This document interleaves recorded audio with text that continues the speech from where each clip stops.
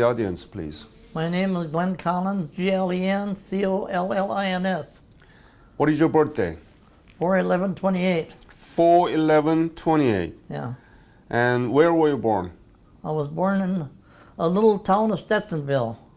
Could you spell it? No, Statten?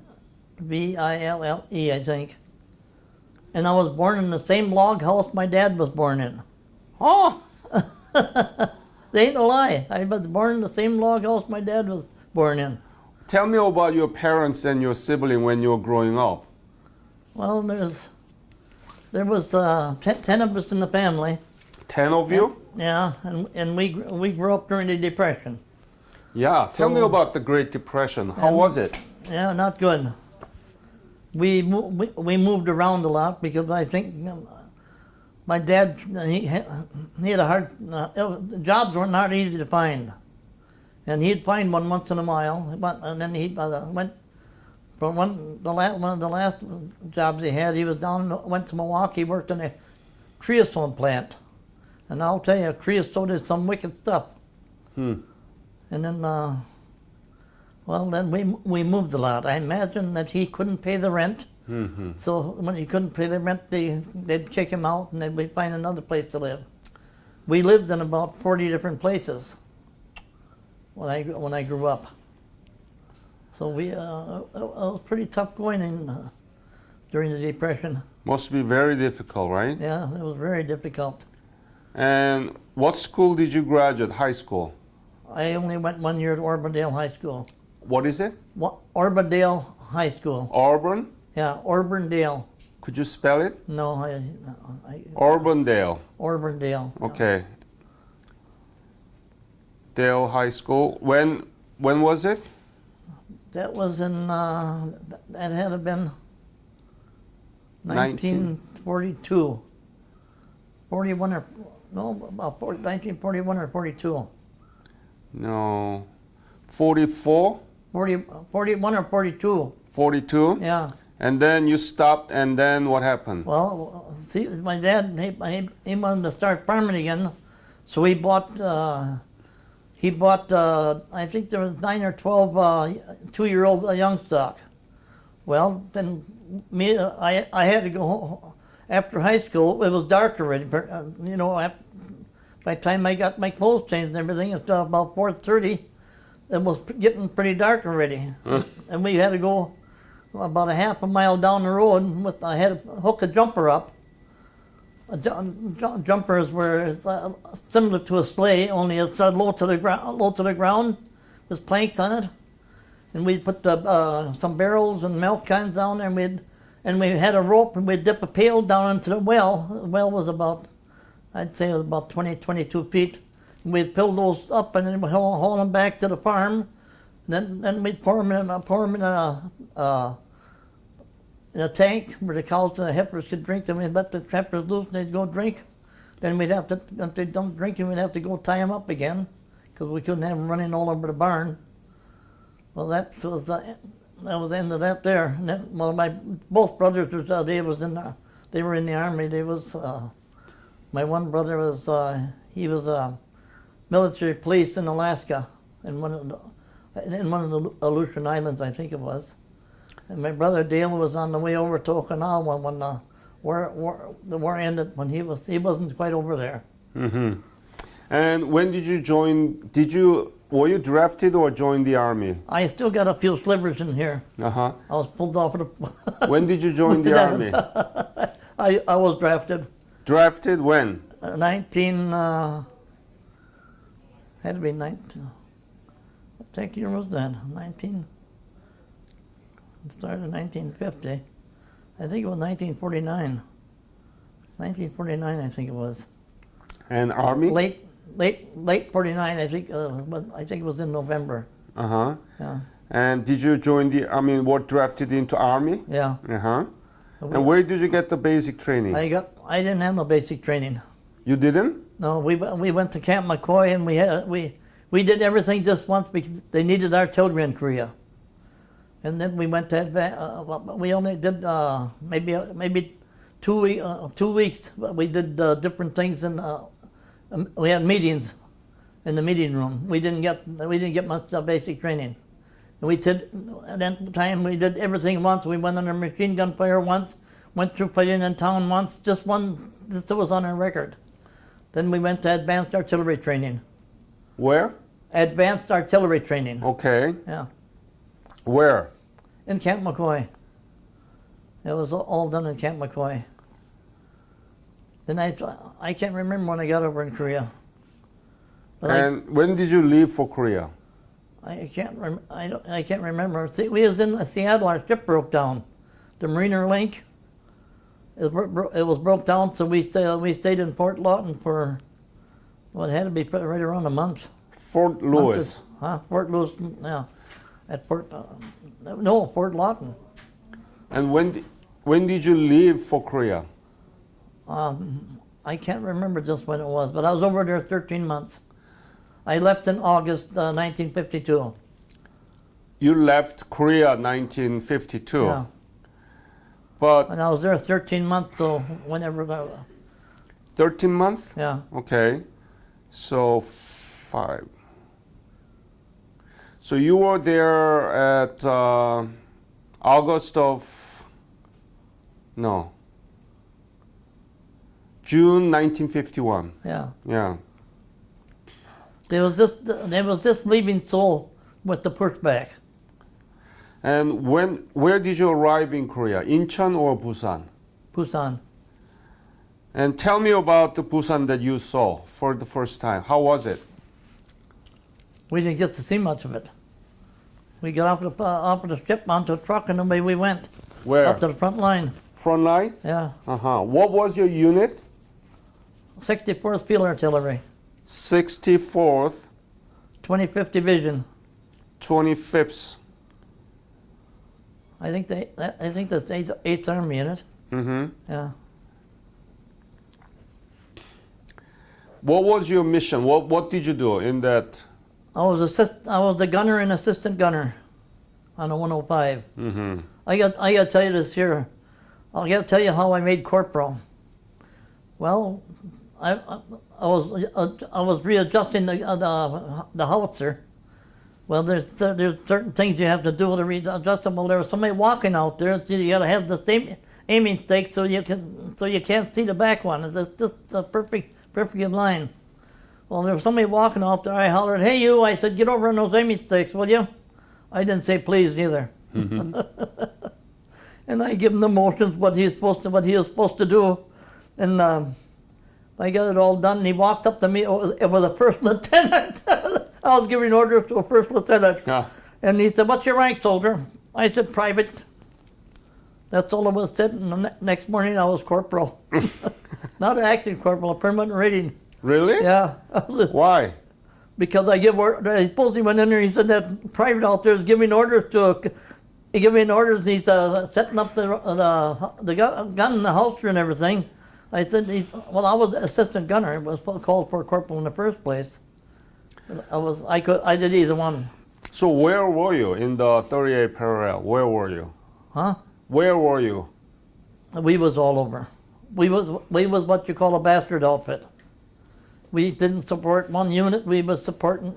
We'd go back and forth across the line. We supported the English. We supported the. We even supported the Marines one time. We went over this. This our gun. I was the base piece all the time. We went over this. They made a little road over the mountain with a caterpillar of some kind. And we went in on the other side of the mountain. And the Marines wanted to take a little hill. So we went over there and we was firing charge 1 to help the Marines out, and we was back and forth like there and raised a little while and back and forth. When they took the hill, they called us back. They said, "You guys did one hell of a job." We was a good outfit. Mm-hmm. We could have 7 shells in the air at the same time with that 105. Were there any dangerous moments during your survey? Oh yeah. Service? I got the hell scared out of me quite a few Tell times. me about that episode. Well, it was just when we was firing, they was firing back at us. Mm-hmm. And there was another time when we was going through the dry creek bed, and the enemy started shelling us, and we jumped off, and tried to make a hole in those stones. It was all stones. But when we first got there, our outfit was being mortared. We got off the truck and scraped the hole so we get down below. Yeah. And let me ask this question.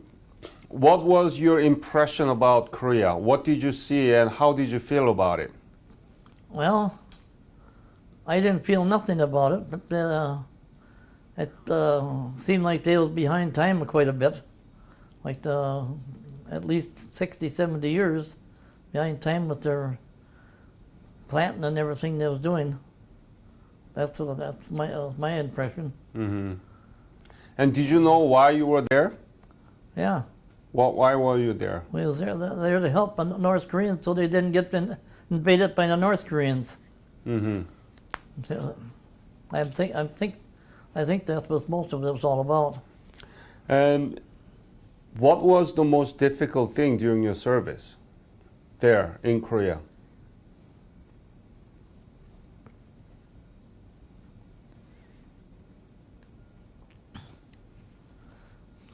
Killing all those people. But you didn't see you killing those people, right? You were in artillery. I was still pulling the lanyard and firing the gun. I imagine with that VT fuse, we killed a lot of people. Yeah. And that still bothers me today.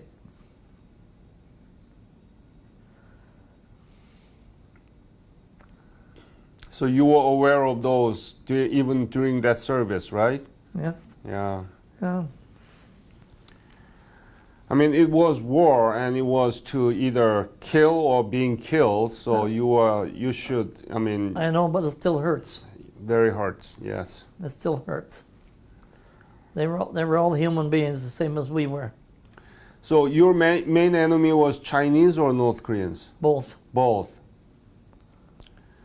And when you move around the 38 parallel, did you move with trucks or how did you move? We were on the 38th parallel very long. Just the last month or so. Because we was still firing once in a while when we was on the 38th parallel. But I don't remember when we went back to the 38th parallel. We was in Kuma Valley, wherever that is. Yeah, Kumhwa. We went through there. I didn't know, and it seemed like we went. They never tell you where you were. I think then we left and we went. I think it was northeast, kind of northeast. We went. Then we moved over that way, and we did a lot of firing up over there. That's a iron triangle area. Oh, that's what that was? Yeah. Oh. Well, we supported, we didn't support just one outfit. We did quite a bit of moving. And towards the last when we, no, we wasn't back because we moved a couple of times after that. I started building little houses for us out of the wooden crates where the ammunition was. A lot of the ammunition was in. I got no idea where I got a hammer. I got no idea where I got a saw to do that, but we managed to do it. I was over there. Were you able to write letter back to your family? Once in a great while. What did you write? Huh? What did you write about? I got no idea. No. So how was your life? Where did you sleep and what did you eat? Well, at first we slept in a pup tent. Even in the winter, we was in a pup tent. That I think there was 2 guys to a pup tent. 2 guys in a pup tent? Yeah. How about the heating? There was no heating. Oh no, we had a sleeping bag. We crawled in a sleeping bag. It wasn't all that great. And Must have been very cold. You know what? I cannot remember where we went to the bathroom, Oh, right. and I can't remember where the hell the shower. If we ever went to the shower, I can't remember that. I guess my mind was on the things we had to do. Mm-hmm. Yeah, How about eating? Did you have a hot meal? sometimes. Yeah. Sometimes? Yeah. But mostly, what did you eat? I got no idea. We had some sea rations or whatever they called. Uh-huh. I didn't mind the chip beef and that there stuff. Well, we stayed live with it. Yeah. Did you know anything about Korea before you left for Korea? Never heard of it. You never heard about Korea before? No. Wow. Yeah, never heard of it. So what do you think about that? You were in a country you never knew before, and you were fighting for that country. Yeah. It was just something in the United States we went to do it to help. They've been doing it quite often in different wars. Mm-hmm. Were you ever wounded? No, No, you were lucky. my head. What do you mean your head? Well, I've still got post-traumatic stress from it. PTSD? Yeah, I do. I wake up. Well, I wake up crying because I don't like the idea of me killing. I know I killed a lot of people, and the worst of it was when we fired at night at a certain crossing where there might have been people. There might have been civilians going through there. I got no idea. So then sometimes I'd fire those missions just by myself at night. So I know that BT fuel, we was using the BT fuels quite a bit. And that gets 20 or 30 yards off of the ground and it explodes and that shrapnel goes all over. Well, who knows? It's the idea. I don't know how many people I killed, but I know I did a whole bunch of them. When we took 1062, Hill 1062, wherever that is. Where is Hill 1062? You ever hear of it? No. Well, it was Hill 1062, wherever it was. We fired 4 nights and 3 days on that hill.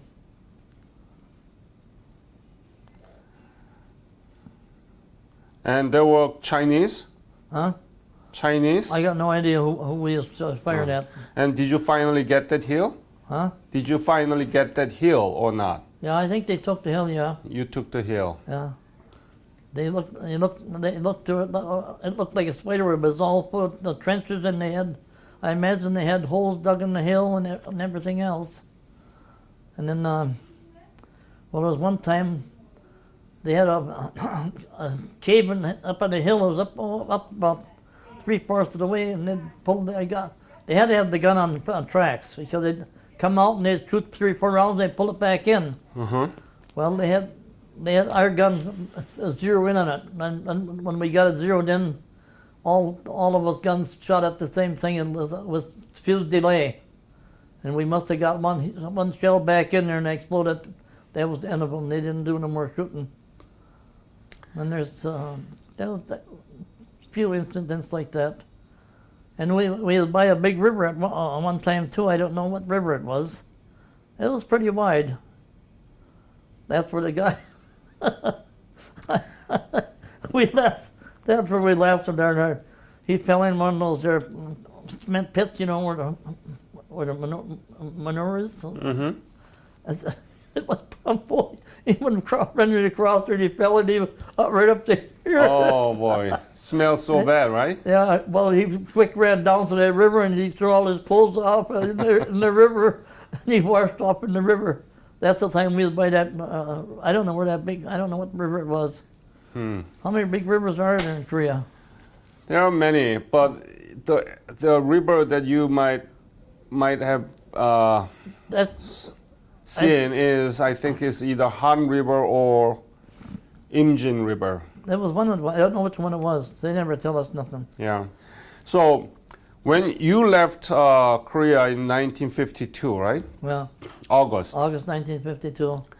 When you left, had you ever thought that Korea would become like this today? No, no. Oh, I didn't think so much. I thought there'd be a lot of improvements, but I didn't think it'd be this much improvements. What do you know about the current Korea? Well, I know they got heck of not nice buildings now. Uh-huh. Yeah, and they got they're I think they're manufacturing. I don't know what they're manufacturing, but I know they're manufacturing. They got a lot more manufacturing stuff that they do now. Big factories where there's a lot of people working. Yeah. They making automobile cars. Yeah, I know. Do you know? Yeah. Hyundai? Yeah, I know they was making cars. Kia. The Kia? Yeah. Yeah. That's a Korean car. Yeah, oh, it is? Yeah. I think my daughter had one, Georgia had one. You didn't know that Kia is Korean made? Huh? No, I didn't know. I figured they was making cars, but I didn't know what kind. Huh. Yeah. Do you know Samsung or other company in Korea? I heard of Samsung. That's a computerized thing in it. Electronics? Yeah, electronics. Yeah. They're the best in the world. Alrighty. Yeah. Yeah. Do you know Korea is 11th largest economy in the world right now? Yeah. No, I didn't know. It is big. I know it's really improved over there. It's not just an improvement, it's one of the best in the world. Yeah, well, that's nice. What do you think about that? I think it's very nice. Yeah. The country that you fought, but you didn't know nothing about it, Yeah. now is strongest ally to the United States. Yeah. Yeah, I know that. I know that they're a strong ally of the United States. I knew that. So what do you think about this whole thing? That you are part of this beautiful legacy? Oh, I think it's great. But it still hurts me. It still hurts me. Mm-hmm. Well, when you get post-traumatic stress, it's I can't understand how it could bother me 60-some years from ago. That's over 60, pretty near 70 years ago, and it's still. I wake up at night, and I still get that feeling in my head. So when you wake up, do you scream? No. You don't scream? No. Do you cry? Yeah. And what do you do? I was try to think of some other stuff to get it out of my mind. I am so sorry to hear that. Well, then we had I was doing pretty good for a while, and then they had something about the Korean War over at the Martin Center. Mm-hmm. In that room, and that started all back up again. Oh, I hope that this interview would not bother you. It might for a little while. When I think about it. Just stick to it. I'm awful sensitive and things like that there, and it bothers the hell out of me. Mm-hmm. That's why I shed a lot of tears when I think about all the people I killed. That's really, I don't like that at all. So what did you do after you come back to the United States? I was a truck driver. Truck driver? Well, first I worked in Freeway, where I was a spot welder. I worked in, they made refrigerators, stoves, heaters. We made heaters for Army heaters. Yeah, they were making Army heaters. Yep. Mm-hmm. They were. No, I was working. Yeah, I worked a little bit before too. Let me see. I was working in Rodis when I was drafted. I was working in Rodis. They was all up in Marshfield and made doors. I worked in Korea. No, let me see. It seems to me I worked on Freeway for a little while. Mm-hmm. So what do you think about, what is the legacy of the Korean War to you? Well, I would do it again if I had to. Wow. If I was a young person. You're not afraid. No. Hmm. I was never afraid over there. I never thought of fear. Fear never entered my mind at all. Mm. You're a very strong man. Yeah, I went through a lot. Because I remember the hard times we had during the Depression. Mm-hmm. That was tough growing up in the Depression. Yeah. There was a lot of times we didn't have a hell of a lot to eat.